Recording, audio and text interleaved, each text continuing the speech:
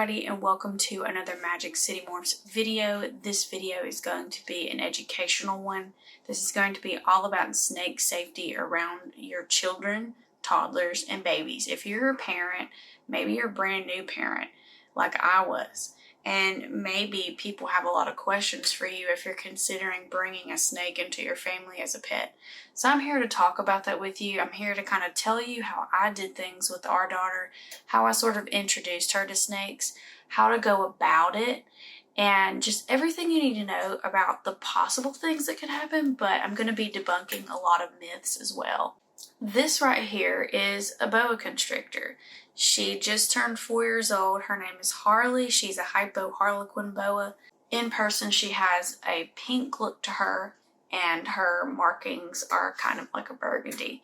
But this is basically the size of an average 4-year-old female boa constrictor. Now, when she gets to be fully grown, she's going to be a lot bigger than this, guys. She's probably going to be like 2 or 3 times this size. She can get up to about 10 feet.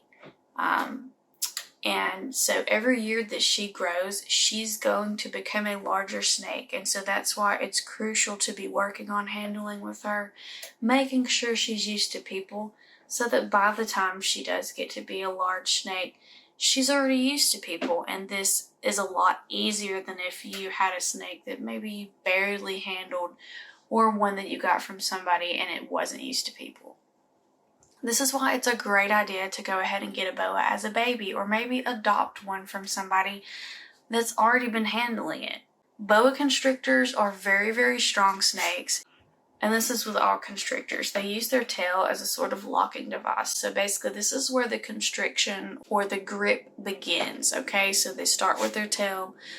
If you've seen any videos with Steve Irwin, sometimes he calls it their locking device. So the tail right here is going to be where that starts, okay? And then it just gets stronger as you go up the body of the snake. So that's very, very important, because if you ever need to unwrap a snake, you're going to need to know that. Also, when boas get to be like really, really big, bigger than this, you want to try to have your hand on the bottom or midsection of the body the whole time while you have the other section on your shoulders or around your neck, because you don't want them to completely coil around your neck, just because of the fact that these snakes are so incredibly strong. Now, if you go with a smaller snake like a ball python, those can be great because they are pythons, they are constrictors, but they usually aren't as strong as boas. Boas, get so much larger. Boas have a greater food response. So anything like a boa constrictor or a reticulated python or a Burmese python, African rock python, any of those snakes that are going to get to be a lot bigger, those are going to be harder to manage if you want to have them as a pet. You really need to be, somebody that's experienced with snakes. You don't want a retic or a Burmese python or even a boa as a beginner snake. You really, really want to start with something like a corn snake, ball python, hognose snake, something like that that's easy to care for and is smaller in size and doesn't have a heavy food response. Now, if you go to our Instagram, you'll see where one of our ball pythons actually did grab me by the hand. She was confused and thought that she was eating. That's not her normal thing, and it's not a lot of ball pythons' normal things to do, but that unfortunately happened. And I did basically the rest of the video showing you how to get a snake off of you, showing you how I did that, kind of the process, talking about the whole thing, because that still can happen with a ball python. So I just want you to be mindful of that. Even if you choose a ball python, they're great snakes.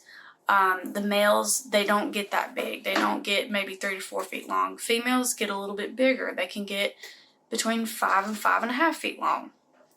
But they're still a great size, and they have a great temperament, and you just have to work with them, and you just have to be mindful of the fact that sometimes if you try to open the tub too quick, or maybe you haven't washed your hands good enough, or maybe it's close to feeding day, they can sometimes get confused and give you a food bite. which they'll bite and then they'll wrap and they'll constrict because they're thinking that they're biting something that they're going to eat. And it's not until they realize that you're not what they meant to eat, that you're too big, that you're not a mouse or a rat, that they will actually decide to let go. Now, you can accelerate that by using cold water like I did. Some people use diluted rubbing alcohol. Some people use hand sanitizer. There's different things you can use. I've even heard somebody say something about fruit juice. Anything that would be unpleasant for the snake to smell or breathe in like that, you can definitely try to use that. I personally like to use cold water because that's just safer for the snake, and it's just easier, in my opinion, to just run to the sink and get cold water. So if that does happen, you're going to have to come up with a plan. You're going to have a way to be able to get that snake off. If you end up getting a snake that gets really big like she will, you're going to want to make sure that you're not holding these snakes by yourself, that you've got somebody in the house that is considered your spotter that will be able to come help you unwrap that snake and get it off of you in case maybe it gets wrapped around your neck or anywhere else where you can't get it off and you run the risk of suffocating. So when it comes to small kids, you want to introduce them to smaller snakes typically. If you're going to introduce them to bigger snakes, you definitely always want to supervise this, but you want to hold their head away from the child. You want to kind of be like this. You want to focus on the body of the snake. You want to focus, especially if they're younger babies, toddlers, and maybe their babies are sitting up learning to pet the dogs or the other animals in the house like my daughter was. Focus on letting them be around the snake while you're holding it. Focus on letting them touch it. Just focus on that initial sensory interaction with the snake. And then as the child gets older and understands a little bit better about how to touch animals, how to be gentle with animals, how to not squeeze. My daughter had that issue for a little while, which is normal. She was a toddler and, that's normal behavior. But you want to, over time, guide them on how to handle a snake. And when you're starting to teach your kids as they get older on how to remove snakes from enclosures, you want to start with one of these. You want to talk to them about snake body language, but you also want to talk to them about this, because this is the tool that you're going to need to be able to ensure that when you're getting your snakes out, they're not in food mode. Basically what this is it's a snake hook and it's metal, and it doesn't have any heat to it because it's metal. So when you reach into the enclosure and you rub the top of their head or just gently touch them with it, they realize that doesn't have any heat to it. That's not food. Okay, so that really, really helps them understand that it's not time to eat. That's what you want to practice with these snakes, especially the ones that get a lot bigger. As you can see, she's trying to wrap around me. Even though she's still smaller, she can still constrict pretty tight. So I still want to be mindful of that just because that's the habit that you need to be having.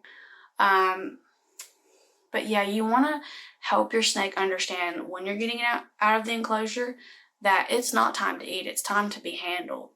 And you have to kind of show them that difference or you'll get a food bite like I did, which with these tubs, it's kind of hard because a lot of them might be like right at the beginning of where the tub is. So when you pull it out, you wouldn't have time to use a hook anyway. Typically, people don't ever have to use hooks with ball pythons.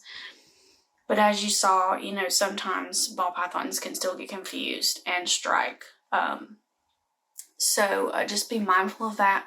When you're pulling out the tubs, if you're able to, try to grab your ball python from the back of the body. Try to see if you can angle picking up that snake out of the enclosure when its head is pointing away from you, especially when you're teaching your older children this, when it's time for them to start learning how to remove snakes from the enclosure.